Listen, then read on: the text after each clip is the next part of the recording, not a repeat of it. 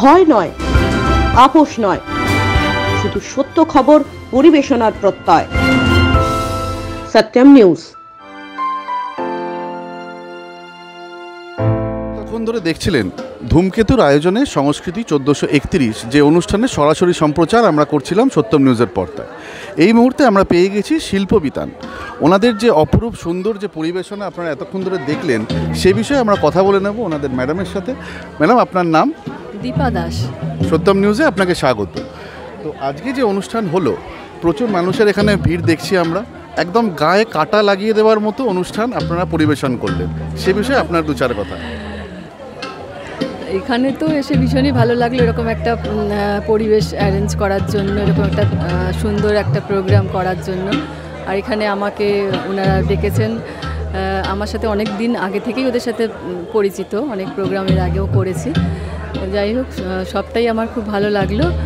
আর আমাদের মেয়েরাও খুব উৎসাহ নিয়ে করলো, আশা করি আপনাদেরও সবাই ভালো লেগেছে। ছাত্রীদের বিষয়, এই যে সারা বছর পড়াশোনার সাথে সাথে এই যে সংস্কৃতি চর্চা এখনও ওনারা চালিয়ে যাচ্ছেন এবং এত সুন্দর পরিবেশনা হচ্ছে, সেই বিষয়ে যদি ওনাদের উদ্দেশ্যে কিছু বলেন। ওরা তো খুবই চেষ্টা করে চলেছে এখনো পর্যন্ত, যতটা পেরেছে ওরা পড়াশুনো বজায় রেখে। যখনই আমি ডাকি, একটা প্রোগ্রাম থাকলে এক্সট্রা অনেক রিহার্সাল করতে হয়। আমরা ওয়েস্ট বেঙ্গল ডান্স গ্রুপ ফেডারেশনেরও অনেক প্রোগ্রাম করি, বালি ডান্স গ্রুপ ফেডারেশন বা এদিক ওদিক আরও অনেক করা হয়। তার জন্য তো প্রচুর রিহার্সাল করতে লাগে, মানে সপ্তাহে একদিন করে ক্লাস থাকে। কিন্তু এছাড়াও যে প্রোগ্রামগুলোর জন্য প্রচুর রিহার্সাল করতে হয়, তো ওরা সমস্ত পড়াশুনো মানে ম্যানেজ করে সেই টাইমটা যখনই ডাকি ঠিক দৌড়তে দৌড়তে চলে আসে। রাত্রি 9টা, 9:30 সময়ও এসে অ্যাটেন্ড করে। আমিও ওদের সাথে সহযোগিতা করি, ঠিক আছে যে যখন আসতে পারবে চলে এসো, আমি আছি, যে ওদের পড়া আছে। হ্যাঁ, মানে ওরা যে 7টা, মানে 7টাই তাই নয়, অনেকে পড়া থাকেই থাকে।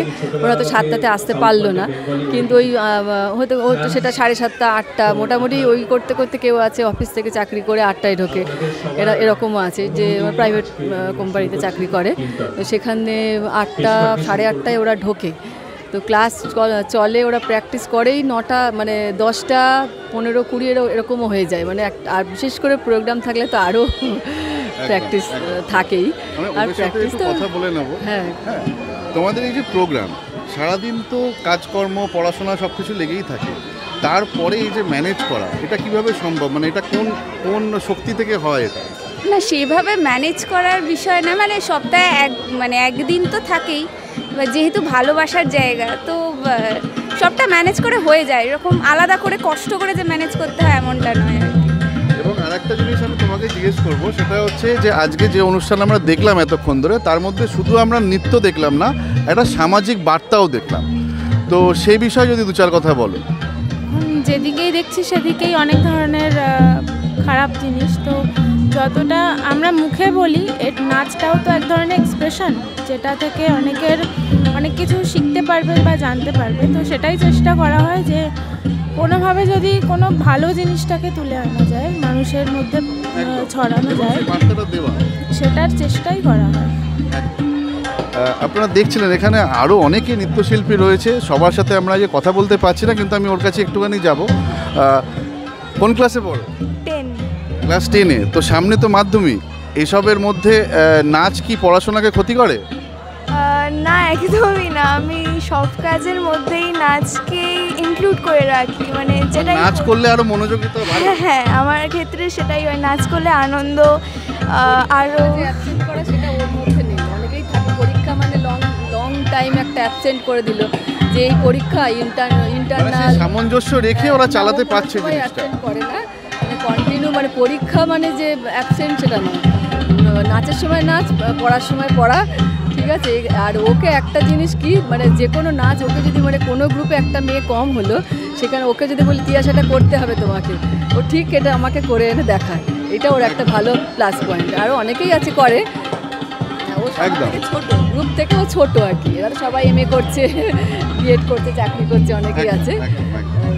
আপনারা এতক্ষণ ধরে যেটা শুনলেন, যে নাচ শুধু শিল্পী সত্তাকে যেরকম জাগিয়ে রাখে তা না, সমাজকেও একটা বার্তা দেওয়া যায়। এতক্ষণ ধরে সেটাই আপনারা দেখছিলেন সত্যম নিউজের পর্দায়। ক্যামেরায় তমালের সাথে আমি সৌভিক সাহা। আইফোনে স্ক্র্যাচ, জল পড়ে গেছে আইপ্যাডে, হ্যাং হয়ে যাচ্ছে মোবাইল? সফটওয়্যার থেকে হার্ডওয়্যার ইস্যু, যে কোনো মোবাইল, ল্যাপটপ, ম্যাকবুক, সিসিটিভি বা গেমিং কনসোলের সমস্যার নির্ভরযোগ্য সমাধান। A to Z solution, 216 Jodhpur colony. Phone 9836300033 অথবা 9748369628।